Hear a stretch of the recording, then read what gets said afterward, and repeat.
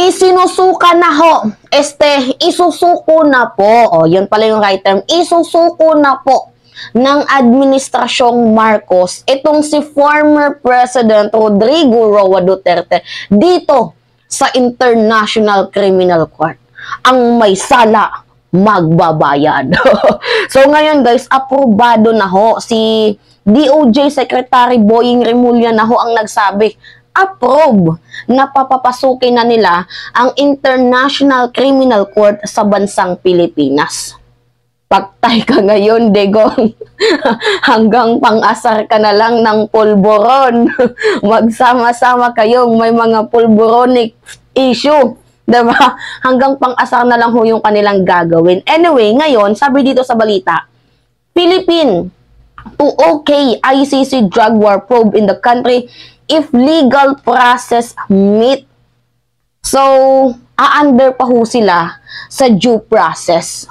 If na-finish na nila itong due process na to, then the ICC will come into our country to conduct investigation regarding ho sa palpak failed drug war ni former President Rodrigo Roa Duterte. And I think guys na this is not the decision alone by the DOJ, by Department of Justice Secretary Boying Remulla. I think nandito na din ho yung basbas ng presidente kasi hindi ito magsasalita ng basta-basta ng ganyan lang, ng walang pahintulot ng presidente kasi presidente pa din yung magdedesisyon kung papasok ba or hindi. So I think nag-usap na to privately itong si DOJ Secretary Boying Remulla and itong si President Bongbong Marcos. Pero guys, do you believe na papapasukin pa lang nila ang ICC or yung ICC nasa Pilipinas na mismo nagkakandak na ng massive investigation?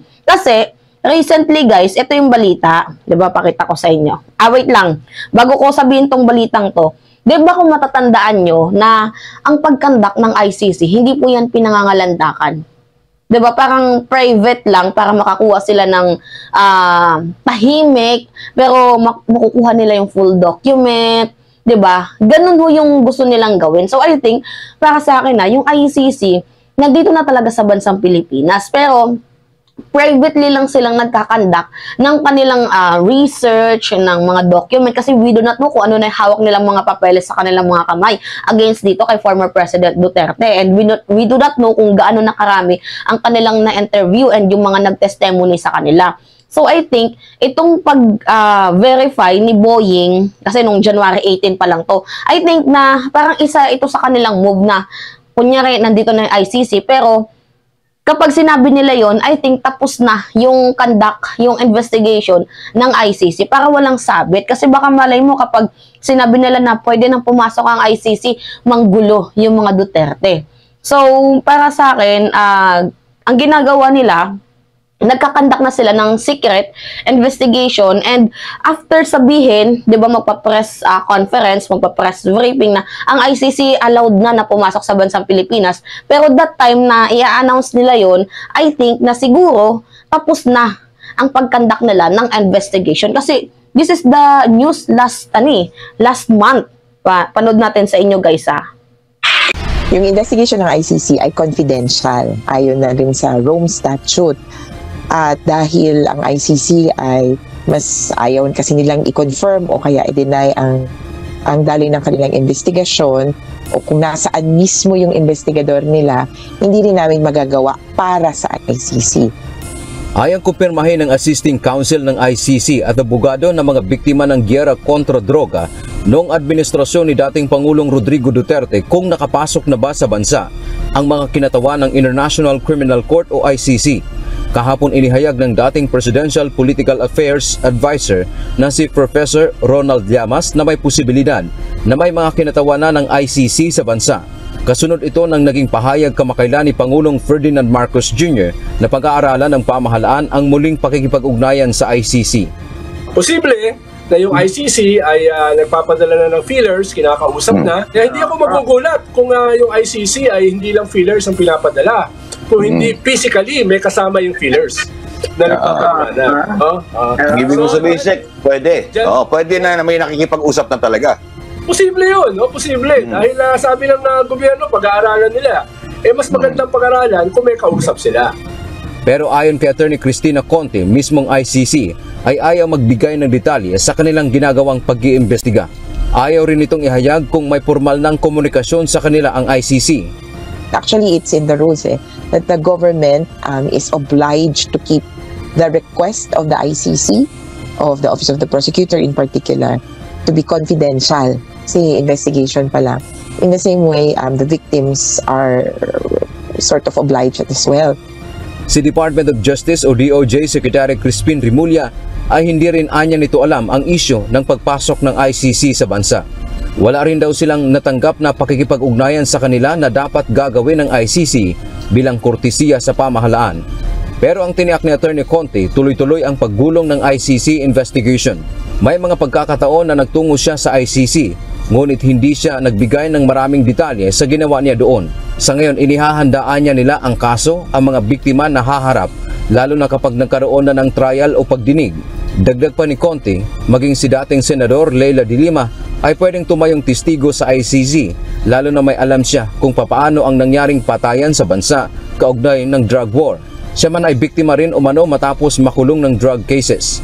Hindi lamang ng presidente pa si Duterte kundi pati noong nag-imbestiga ang Commission on Human Rights sa patayan sa Davao City mula 2011 hanggang 2016 na umano'y pakana ng Davao Death Squad.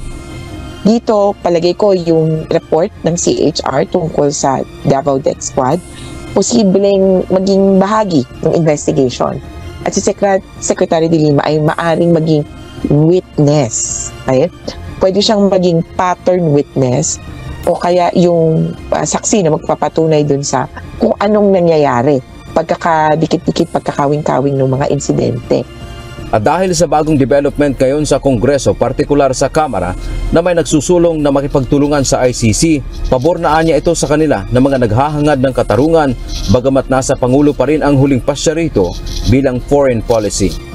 Alam ko na mukhang dinidikit ito sa politika, pero sa bahagi ng mga biktima, ang posisyon naman namin ay ang panawagan para sa katarungan, it will last. It will be, kumbaga, it will continue even through different administrations. Dante Amento, UNTV, News and Rescue. Diyos ang aming sandigan, Okay, diba? Did you really hear? The investigation must be confidential. So, we do not know, diba? Kasi, nung nagsabi pa lang si Pangulong Bongbong Marcos na pag-aaralan, I think na buo na yung desisyon niya na papapasukin ng ICC. Kasi, it is very far from the first statement na binitawan niya na tapos na tayo sa ICC, 'di ba? Sinabi niya yan before, pero syempre ang buhay talaga ay parang gulong, nagbabago. So, kailangan talagang ma-achieve and maka-receive ng tamang justice pang mga pamilyang na biktima. So, naawa ang ating presidente ay pinayagan niya na pumasok ang ICC, and this was confirmed by DOJ Secretary Boying Rimulya. Sa nauna niyang pahayag na wala daw silang kinalaman. Pero do you believe na wala talaga silang kaalam-alam na ang ICC nandito na sa bansang Pilipinas? So, I think na iniingatan din nila itong mga investigator na to, baka mamaya madali din ng kabilang kubon. So, nag-iingat din sila. And sinabi din sa pinakita kong news na itong mga nangyaring patayan sa Davao Death Squad, lalo na yung nangyari dito kay Las Cañas, diba, the revelation, I think, hindi talaga talagang gagamitin ho yung statement ni Arturo Las Cañas against the former president. So, ang daming mga dawit na pangalan, diba? Nakakaloka. But anyway, eto na, nandito na tayo sa point na, kumbaga, time is the ultimate truth teller. So, dati si Rimulya, hindi niya pa alam kung nandito na bang ICC, but now, siya na yung nagsasabi na yung ICC sa Pilipinas ay okay na mag-conduct sila ng investigation as long as they meet the process. So, I think time na lang yung inaantay natin and magkakabulgaran na. And yung mga nanghihingi ng hustisya, marireceive na nila yon. Pero hindi pa agad-agad.